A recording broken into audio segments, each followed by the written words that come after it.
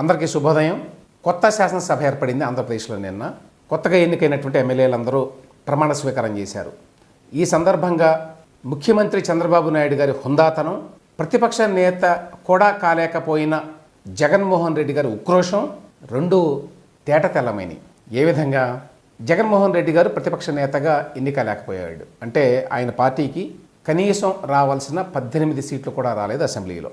అందువల్ల ప్రతిపక్షంగా వైఎస్ఆర్సీపీ గుర్తింపు పొందలేదు. ఆయనకు వచ్చిన సీట్లు 11.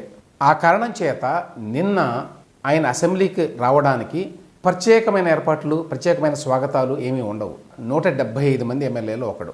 కానీ ఆయనకి నేరుగా తన సొంత వాహన శ్రేణిలో శాసనసభ ముఖద్వారం వరకు వచ్చేటువంటి వెసులుబాటు ఉండేది గతంలో ముఖ్యమంత్రి కావడం చేత. ప్రతిపక్ష నేత కూడా అవకాశం ఉంటుంది. కానీ ఆయన ప్రతిపక్ష నేత కూడా కాదు. అయినా కూడా వైసీపీ శాసనసభ పక్షం వాళ్ళు పయ్యావుల కేశవ్ గారిని, ఆర్థిక శాఖ మంత్రి, ఆయనకి కబురు పెట్టారట, కాస్త మా నాయకుడు కారులో లోపల వరకు శాసనసభ ముఖద్వారం వరకు వచ్చేట్టుగా మీరు అలౌ చేయండి అని. అంతేకాదు, అసెంబ్లీలో ఈ ప్రమాణ స్వీకార కార్యక్రమం జరిగినప్పుడు 2 రకాలుగా జరుగుతుంది. ఒకటి, మంత్రులు, ఇతర ముఖ్య నాయకులు వాళ్ళు ముందు ప్రమాణ స్వీకారం చేస్తారు. మిగతా వాళ్ళందరూ కూడా ఆల్ఫాబెటికల్ ఆర్డర్లో చేస్తారు వాళ్ళ పేర్లను బట్టి. అయితే జగన్మోహన్ రెడ్డి గారిని ఆ విధంగా కాకుండా ఆయన్ని మంత్రులు ప్రమాణ స్వీకారం తర్వాత ఆయన పేరు కొంచెం పిలిచేట్టుగా మీరు చూడండి అని కోరారట. ఇక్కడ చంద్రబాబు నాయుడు గారి హుందాతనం బయటపడింది. ఆయన ఏమీ కక్ష పెట్టుకోకుండా, కార్పణ్యాలు లేకుండా, సరే ఇంతకాలం పాటు ముఖ్యమంత్రిగా పనిచేశాడు కదా జగన్మోహన్ రెడ్డి కూడా, అందువల్ల ఆయన కారుని లోపల వరకు వచ్చేట్టుగా అలౌ చేయండి, అట్లానే ఆయన కోరినట్టుగానే మంత్రుల తర్వాత ఆయన ప్రమాణ స్వీకారం ఉండేట్టుగా ఏర్పాటు చేయండి అని చెప్పాట. చిన్న చిన్న రాజకీయంగా ఆలోచించి అనవసరంగా ఎవరిని ఏమీ అవమానించాల్సిన పని లేదు అని కూడా చెప్పాట ఆయన. ఆ ప్రకారమే చేశారు. అయితే జగన్మోహన్ రెడ్డి గారి వ్యవహార శైలి ఎట్లా ఉంది, ఆయన ఉక్రోషం ఎట్లా ఉంది? హుందాగా ఆయన వచ్చి అసెంబ్లీలో కూర్చోవచ్చు, తన సీట్ ఎక్కడుంటే అక్కడే కూర్చోవచ్చు, అంత మాత్రం చేత గౌరవం ఏమీ తగ్గిపోదు. అందరు ఎమ్మెల్యేలు ముందు వరుసలో కూర్చోరు కదా. 175 మంది ఉంటే ముందు నుంచి వెనక వరకు వరుసలు ఉంటాయి. కానీ జగన్మోహన్ రెడ్డి ఏ విధంగా ప్రవర్తించాడు? ప్రమాణ స్వీకార కార్యక్రమం మొదలు కావటానికి ఆ టైంకి అందరూ వస్తారు, అట్లా రాలేదు ఆయన. ఆయన లోపల గదిలోనే కూర్చొని ఉన్నాడు శాసనసభలో. తన వంతు, తన పేరు వస్తుంది అనుకున్నప్పుడు మాత్రమే 5 నిమిషాల ముందే వచ్చాడు అంతే లోపలికి చూసుకొని టీవీలో. రాగానే పిలిచారు ఆయన పేరు అనుకోండి, పిలిస్తే ఆయన తన ప్రమాణ స్వీకారం చేశాడు. చేసిన తర్వాత ఇంకా చాలామంది మిగతా వాళ్ళంతా ప్రమాణ స్వీకారం చేయాలి ఎమ్మెల్యేలు. అప్పుడు వెళ్ళి తన సీట్లో కూర్చొని ఉంటే అదొక మర్యాద. ఎందుకంటే మిగతా వాళ్ళంతా కూర్చుంటారు. నా ప్రమాణ స్వీకారం అయిపోగానే వెళ్ళిపోతాను అంటే అది హుందాగా ఉండదు, సభా సాంప్రదాయాలని గౌరవించినట్టుగా ఉండదు. ఆ పని చేయలే. ప్రమాణ స్వీకారం చేశాడు, వెంటనే వెళ్ళిపోయాడు అక్కడి నుంచి, నా పని అయిపోయింది అన్నట్టుగా.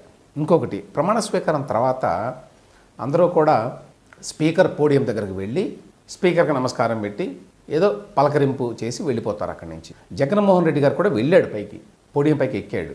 అక్కడ ఉన్నది ఎవరు? ప్రోటెం స్పీకర్ బుచ్చయ్య చౌదరి గారు, చాలా సీనియర్ లీడరు. 83లో తొలిసారిగా ఎమ్మెల్యేగా ఎన్నికయ్యాడు. ఇప్పటికీ మరి 7-8 సార్లు ఎమ్మెల్యేగా ఎన్నికయ్యాడు 2-3 నియోజకవర్గాల నుంచి. సీనియర్ రాజకీయ నాయకుడిగా కూడా కొంత గుర్తింపు ఉన్నది. అటువంటి వ్యక్తి దగ్గరికి వెళ్ళినప్పుడు జగన్మోహన్ రెడ్డి ఏమన్నాడో తెలుసా? బాగున్నారా అనో, మీ ఆరోగ్యం బాగా ఉందా అని అడిగితే అంతవరకు పర్వాలా, మీకు మంత్రి పదవి వస్తుంది అనుకున్నానే రాలేదు అని అన్నట్ట ఒకటి. రెండవది, వస్తుందిలే అని చెప్పి భుజం మీద తట్టాడు ఇట్లా. బుచ్చయ్య చౌదరి గారి వయసు ఏమిటి, జగన్మోహన్ రెడ్డి గారి వయసు ఏమిటి? అంటే ఆ అప్రోప్రియేట్ బిహేవియర్ అనేది జగన్మోహన్ రెడ్డి గారికి అలవాట్లేదు. చాలా ఆక్వర్డ్గా ఉంటుంది ఆయన బిహేవియర్, ఎందుకో తెలియదు, సందర్భోచితంగా ఉండదు. ఆ తర్వాత ఇవాళ స్పీకర్ ఎన్నిక ఉంటుంది. అయ్యన్న పాత్రుడు గారి నామినేషన్ ఉన్నది, ఇంకెవరూ నామినేషన్ కూడా వేయలేదు కాబట్టి ఆయన ఎన్నికవుతాడు. సభా సాంప్రదాయాల ప్రకారం స్పీకర్గా ఎన్నికైన వ్యక్తిని ఇటు సభానాయకుడు అంటే ముఖ్యమంత్రి, ఇతర ముఖ్యులు ఎవరైతే ఉంటారో ఫ్లోర్ మీద వాళ్ళు అంటే చీఫ్ విప్ ఇట్లాంటి వాళ్ళు, ప్లస్ ప్రతిపక్ష నాయకుడు, ఎంతమంది ప్రతిపక్ష నాయకులు ఉంటే అంతమంది కూడా. గతంలో చాలామంది ఉండేవాళ్ళు.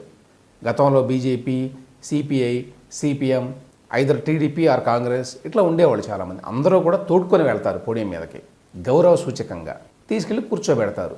సో దట్ ఆయన అందరినీ కూడా సమానంగా చూసుకుంటాడు, పెద్దవాడు అన్నట్టుగా, అధ్యక్ష స్థానంలో ఉన్న వ్యక్తి. అది ఇవాళ జరుగుతుంది ఆ కార్యక్రమం. ఆ విషయం తెలుసు జగన్మోహన్ రెడ్డి. తెలిసి కూడా ఇవాళ అసెంబ్లీకి ఎగ్గొట్టి పులివెందుల పర్యటన పేరుతోటి వెళ్ళిపోతున్నాడు. అంటే సభా సాంప్రదాయాల పట్ల ఏమాత్రం గౌరవం ఉండదు. నేను లేకపోతే అది సభే కాదు, నేను లేకపోతే అది అసెంబ్లీ కాదు. ఇంకొక విషయం, నిన్న జగన్మోహన్ రెడ్డి గారు వచ్చినప్పుడు ఆయన ప్రమాణ స్వీకారం చేసినప్పుడు మిగతా సభ్యులంతా కూడా నిశ్శబ్దంగా ఉన్నారు, మర్యాదగా ఉన్నారు. అంటే ఏ రకమైన అనవసరమైన అల్లర్లు చేయొద్దని, అనవసరంగా సభలో కూర్చొని వెనక సీట్లో కూర్చొని డైలాగులు వేయొద్దని ఆల్రెడీ చంద్రబాబు నాయుడు గారు చెప్పారట అందరికీ, వాళ్ళ సభ్యులకి. మీరేమో అనవసరంగా అల్లరి చేయొద్దు, హుందాగా ప్రవర్తించండి అతను వచ్చినప్పుడు అని. ఎందుకంటే చాలామందికి అతని యొక్క ప్రవర్తన ఏమిటి గతంలో అనే విషయం తెలుసు. ఇదే సీన్ రివర్స్ అయిందనుకోండి, ఒకవేళ జగన్మోహన్ రెడ్డి ఈసారి కూడా గెలిచి ఉంటే, ప్రతిపక్షంలో తెలుగుదేశం ఇతర పార్టీలు ఉండుంటే, టీడీపీకి ఆయనలాగానే 11, 12 సీట్లు వచ్చుంటే ఏ రకంగా జగన్మోహన్ రెడ్డి ప్రవర్తించేవాడు, ఏ రకంగా ఆయన నాయకత్వంలో ఉన్నటువంటి ఈ సోకాళ్ళు మంత్రులు, గతంలో పనిచేసిన మంత్రులు కానివ్వండి, ఇతర నాయకులు కానివ్వండి వైఎస్ఆర్సీపీలో, వాళ్ళు ఎట్లా బిహేవ్ చేసేవాళ్ళు, ఏ రకమైన మాటలు మాట్లాడేవాళ్ళు, ఎంత అవహేళన చేసేవాళ్ళు, ఎంత ఎగతాళిగా మాట్లాడేవాళ్ళు, ఎంత అవమానకరమైన భాష ఉపయోగించేవాళ్ళు. ఇంకా కొంతమంది అయితే కొడాలన్న లాంటి వాళ్ళు ఇప్పటికే మాట్లాడుతున్నారు బయట, సభలో కూడా వాళ్ళు బూతులు మాట్లాడేవాళ్ళు, అసభ్య పదజాలాన్ని వాడేవాళ్ళు.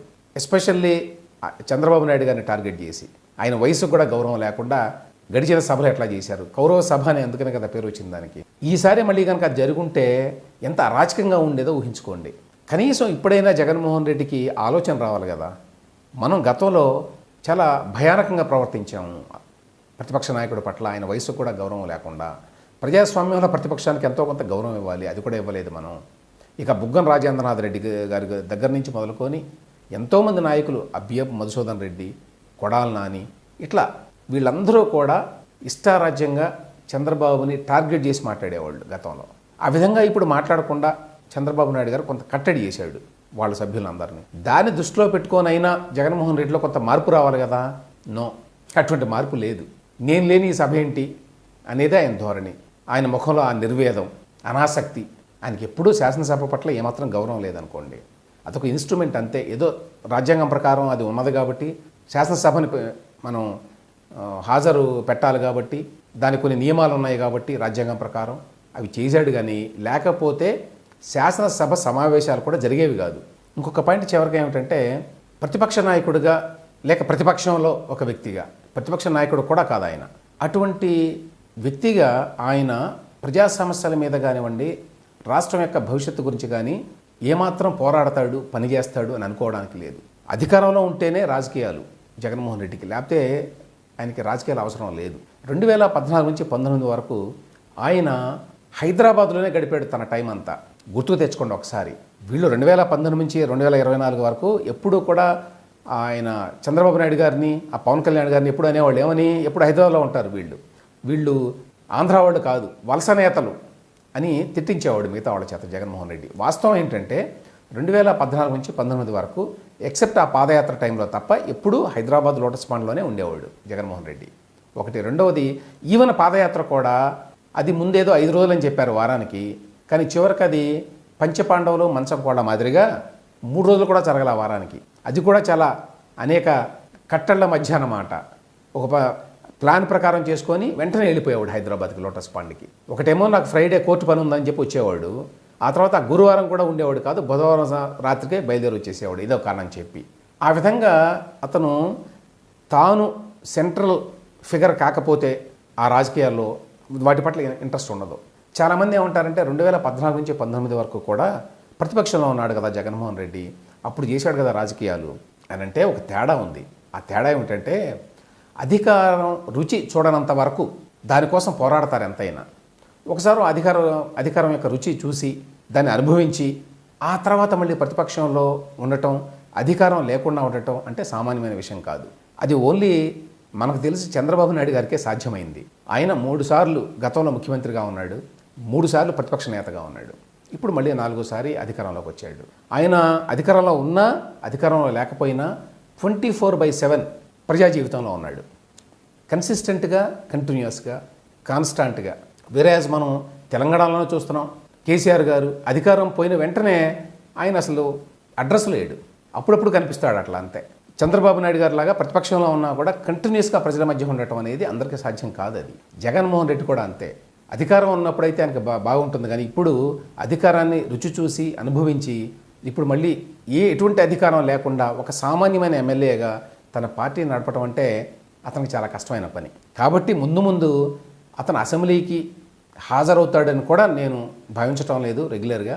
అదేవిధంగా రాజకీయ కార్యక్రమాలు కూడా రెగ్యులర్గా ఏమి చేయడు. కొంతకాలం పాటు వదిలేసి పార్టీ వాళ్ళ మీద తనకి ఏదైనా దొరికితే ఒక అంశాన్ని పట్టుకొని అప్పుడు వస్తాడు మళ్ళీ రంగంలో. కానీ చాలా వరకు అతను ఒక గెస్ట్ ఆర్టిస్ట్గా మాత్రమే రాజకీయాల్లో కొనసాగుతాడు, కనీసం వచ్చే 2-3 ఏళ్ల పాటు. అసెంబ్లీని అయితే అతను దాదాపుగా దానికి దూరంగా ఉంటాడు. ఎందుకంటే తాను తన పార్టీ వాళ్ళు లేని అసెంబ్లీని అతను ఊహించుకోలేడు. అందువల్లనే కనీసమైన మర్యాద పాటించకుండా మరి అయ్యన్న పాత్రుడు స్పీకర్ గారి ఎంపిక ఉండగా అతను పులివెందులు వెళ్ళిపోయాడు. గతంలో ఎప్పుడూ కూడా అటువంటి జరగలేదు. కాబట్టి ముందు ముందు ఇటువంటి చాలా జరుగుతాయి. ఇంపార్టెంట్ అకేషన్స్లో కూడా ఆయన అసెంబ్లీలో ఉండడు ముందు. పులివెందుల్లో ఆయనకి ఇప్పుడు కొంపలు మునిగిపోయే కార్యక్రమాలు ఏమీ లేవు. అసెంబ్లీలో ఒక ఇంపార్టెంట్ కార్యక్రమం జరుగుతుంటే దాన్ని వదిలేసి వెళ్ళడానికి అయినా వెళ్తున్నాడు అంటే ఇది కావాలనే ఉద్దేశపూర్వకంగానే. ఎందుకంటే తాను లేని లేక తన పార్టీ అధికారంలో లేని అసెంబ్లీకి వెళ్ళడానికి ఆయన ఇష్టపడ్డాడు. సో ముందు కూడా జగన్మోహన్ రెడ్డి అసెంబ్లీకి రెగ్యులర్గా హాజరవుతాడు అని చెప్పి ఆశించలేం.